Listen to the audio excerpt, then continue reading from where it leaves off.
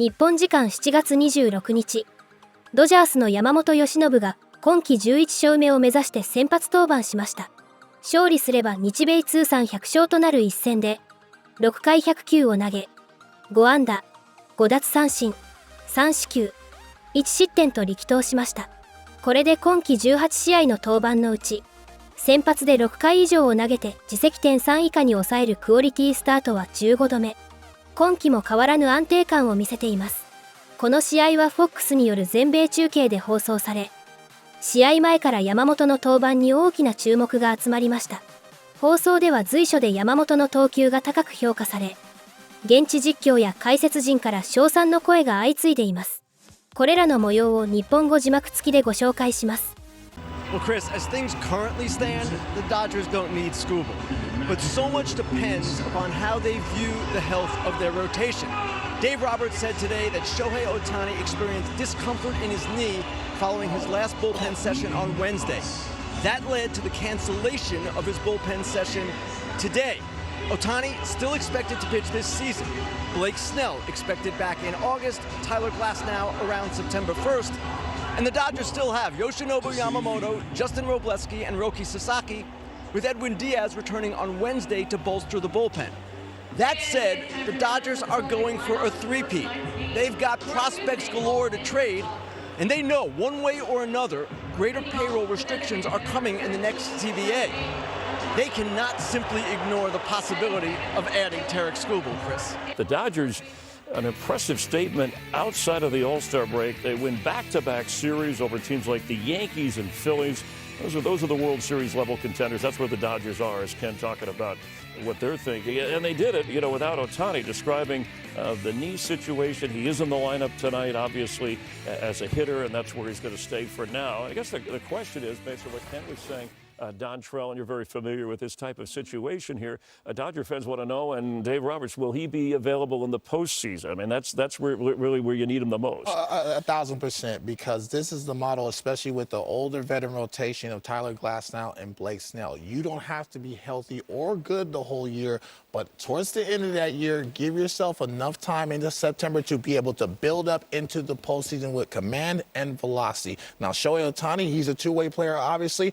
That lower half is very important, not only for pitching, to avoid injury of the arm, but also to hitting. So they're definitely not going to be able to rush him back. He is the golden goose. But they still have pitching depth. Justin Robleski, who is an all-star, definitely developing that. Also, when you have Yamamoto on the mound, one of the best big game hunters in the game today, went 5-1 last year with a 1.4 ERA in the postseason, you're doing just fine. There's no stress level. Also, you have a commanding lead in that division where you don't have that urgency to rush anybody back into that rotation. And remember, they have Edwin Diaz somewhere in that bullpen when they need him. And you said you would start Yamamoto if you needed him in the postseason. But I want to ask you about Skubal, because if you were making that call in Detroit, based on what we know in that situation, no matter what other team is out there, even if the Dodgers don't, would you trade him, or would you try to keep him and maybe contend and go for those postseason numbers? As a fan, I would love to see him stay in Detroit because he's passionate about pitching in a Tiger uniform, but economically, you trade him, especially if you're talking to teams like the Dodgers that have a lot of prospects that can really bolster your roster, not only in that rotation, but in everyday players as well. You got to give him up because he has a chance to walk at the end of the year. Now, Yamamoto's a whole different beast. This guy's a complete package. What he did last year in the postseason World Series, well, he hasn't missed a beat in the regular season. His command, his ability to miss bats is second to none. He can throw a complete game. He can strike out 12. He can do it all. Yeah, he started his second half with a complete game against the Yankees. He had the 2 complete games in the postseason last year, but this was his first regular season complete game since coming to the majors a couple years back. Against Yoshinobu Yamamoto, the World Series MVP last year, has followed that up with a great regular season. He's coming off a complete game against the Yankees. Yeah, he is as good as it gets. This is a stud. He's not very tall, but he pitches huge because of his extension and because you just can't know what he's going to throw. There's his pitch mix, the splitter, of course, and the four-seamer split in the majority of those pitches. This should be an aggressive Mets offense against a strike-throwing machine. Last start, 21 first-pitch strikes, which is impressive out of about 30 batters. I'd say that mark puts the hitter in the defensive spot quick. splitter right there is hacked foul, and the Mets are looking and saying we got to see another guy with a splitter after Roki Sasaki last night rode his. The Mets went 0 for 12 with 6 strikeouts against Sasaki's splitter. And nobody in the National League better than Yamamoto throwing that pitch. Yamamoto faced the Mets earlier this season, actually the same pitching matchup back at Dodger Stadium in April, and both guys were awesome. 7 innings for McClain in that game. Yamamoto went 7 2/3. Gave up a leadoff home run to Lindor and then retired 20 in a row. This is away with a heater, 3-2. Well, again, with so many opportunities to get you out, this is where he could throw 1 of 5 pitches on 3-2. He has such confidence with it. Joe, when Yamamoto first came to the majors, he was unfamiliar with the hitters, and his catchers called his games. Now, in his 3rd season, he is taking greater control. His catchers still call his pitches, but he is establishing in pregame meetings the sequences he wishes to employ. He's doing the same thing between innings, particularly now with Will Smith out, and that greater conviction. You talked about the same thing with Max Muncy. It's leading to greater efficiency. He is 4th in the majors in pitches per inning. Well, his start against the Yankees last weekend was on a day of a doubleheader. It's the first game, so you knew with a bullpen game coming in the second game, it was going to be extra important that he go deep. And you were touching on this before we came on the air. His ability to be a different pitcher based on what the game calls for. He only got 6 swings and misses. He can go out and get a whole bucket full of them and strike out a dozen, but he knew that he needed to be efficient and had that complete game on 102 pitches. And he did it in Yankee Stadium, where most pitchers, if they're honest, they're trying to miss bats because fly balls don't come back. And I think that's the confidence that he has. What we saw last year we may never see again. I mean, just his dominance at the end of the year in the most crucial of moments told me all I needed to know about this young man.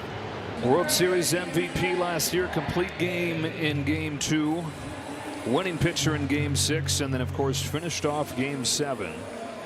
Remember, he was ready to pitch in Game 3, the 18-inning game, one day after just Game 2. Incredible. When you see a guy like that on the mound, your teammates run through a wall for him because you know, A, some of the things he did last year he didn't have to do, and B, he's just a bulldog, and he's out there in a rotation that's been beat up with injuries, and like you said, pitched a complete game when the bullpen needed it. Trying to follow up what Sasaki did last night with the 7 innings, one of the best outings of his career. Yamamoto's 0-2. Back to the splitter to finish him off. 1-2-3 second for Yamamoto. No score after 2. Thought it was interesting. I asked Dave Roberts a few weeks ago who Yamamoto reminds him of, and he brought you up. He said, yeah, he's not as big as John. It's maybe not his power stuff, but the ability to, on both sides of the plate, make it go both directions. He brought up John Smoltz. Well, and what that means to a hitter is it's all coming out of the same window. The release point's the same, and his command on both sides of the plate has become elite, and that's why a hitter does not like facing a guy like him, because he's got various lanes to get you out. The splitter away from the lefter, the cutter in, the slow breaking ball to slow you down, then the firm fastball. The doc was saying it reminded him of John Smoltz, and how about the very youngest version of John Smoltz? July 23rd, 100 years ago. Major League debut, 8 innings here in New York. Yeah, I'll never forget it. And certainly that team was loaded, the Mets. I didn't finish as good as that game was. I finished that year struggling at 2-7, but I learned a lot. So much to like about Yoshinobu Yamamoto. What is the thing about him that impresses you most?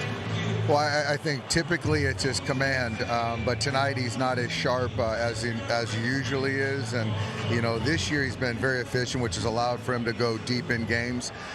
Tonight it's a little bit more of a grind. There's some bad walks in there. But I think for me is, you know, he can limit damage. He can make pitching when he needs to. Shohei Ohtani, supposed to have a bullpen session today. It was canceled. Dave, what is your level of concern about his ability to pitch again this season?